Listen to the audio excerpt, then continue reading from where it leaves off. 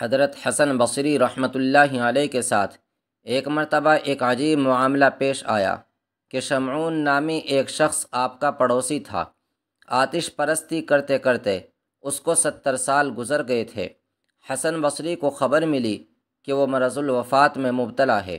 آپ تشریف لے گئے اور دیکھا کہ اس کا جسم آگ کے دھوئیں سے سیاہ پڑ گیا ہے۔ آپ نے فرمایا، اے شمعون، ساری عمر آتش پرستی میں گزار دی کہ سارا جسم بھی کالا پڑ گیا۔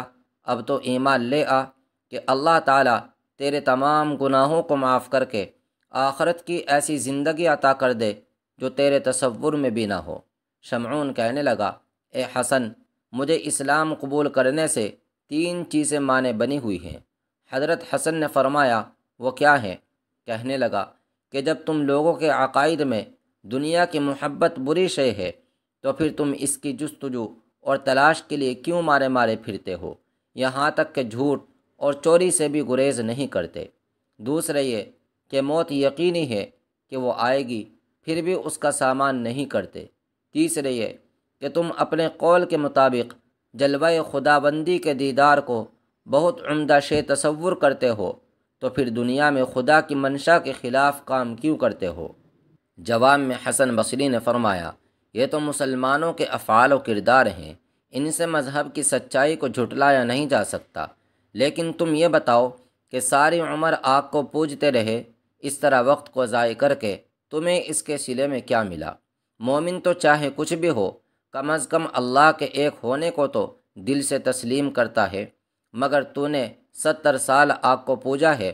اگر ہم دونوں آگ میں ہاتھ ڈال دیں تو وہ ہم دونوں کو برابر جلائے گی۔ یا تو اس کا پجاری ہے، اس کا لحاظ کرے گی۔ اس کے بالمقابل میرے مولا میں وہ طاقت ہے کہ اگر وہ چاہے تو آگ مجھ کو ذرہ برابر بھی نقصان نہیں پہنچا سکتی۔ اور حسن بصری نے فرما کر اپنا ہاتھ آگ میں ڈال دیا اور کوئی اثر آپ کے ہاتھوں میں نہ ہوا۔ شمعون نے اس کیفیت سے متاثر ہو کر عرض کیا کہ میں 70 سال سے آتش پرستی میں مبتلا ہوں، اب آخری وقت میں مسلمان ہو کر کیا ہوگا؟ لیکن جب آپ نے اصرار کیا تو کہنے لگا، اس شرط پر ایمان قبول کر سکتا ہوں کہ آپ مجھے ایک عہد نامہ لکھ کر دیں کہ میرے مسلمان ہو جانے کے بعد اللہ تعالیٰ مجھے تمام گناہوں سے نجات دے کر میری مغفرت کر دے گا۔ چنانچہ آپ نے عہد نامہ لکھ دیا، لیکن وہ مزید کہنے لگا کہ اس پر بصرے کے صاحب عدل لوگوں کی شہادتیں بھی لکھوا دیجیے۔ چنانچہ آپ نے چنیدہ لوگوں کی شہادتیں درج کرا کے ان کے دستخط کرا دیے۔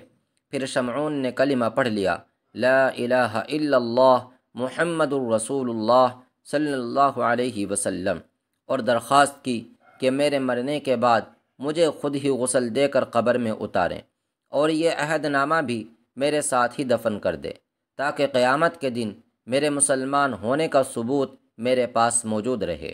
چنانچہ اس وصیت کے بعد اس کا انتقال ہو گیا۔ وصیت کے مطابق آپ نے عمل کیا اور رات کو خواب میں دیکھا کہ شمعون بہت قیمتی لباس اور زرعی تاج پہنے ہوئے جنت کی سیر کر رہا ہے۔ آپ نے سوال کیا کہ کیا گزری؟ تو کہنے لگا کہ خدا نے اپنے فضل سے میری مغفرت فرما دی، لہذا اب آپ کے اوپر کوئی بار نہیں، آپ اپنا عہد نامہ واپس لے لیں، کیونکہ مجھے اب اس کی ضرورت نہیں۔ اور جب صبح کو آپ بیدار ہوئے تو وہ عہد نامہ حقیقت میں آپ کے ہاتھ میں تھا۔ آپ نے اللہ کا شکر ادا کرتے ہوئے فرمایا، اے اللہ، تیرا فضل کسی کا محتاج نہیں ہے۔ دوستو، یہ تاثیر ہے کلمے کی کہ جس نے بھی صدق دل سے پڑھ لیا، لا الہ الا اللہ محمد الرسول اللہ صلی اللہ علیہ وسلم، وہ یقیناً کامیاب ہو گیا۔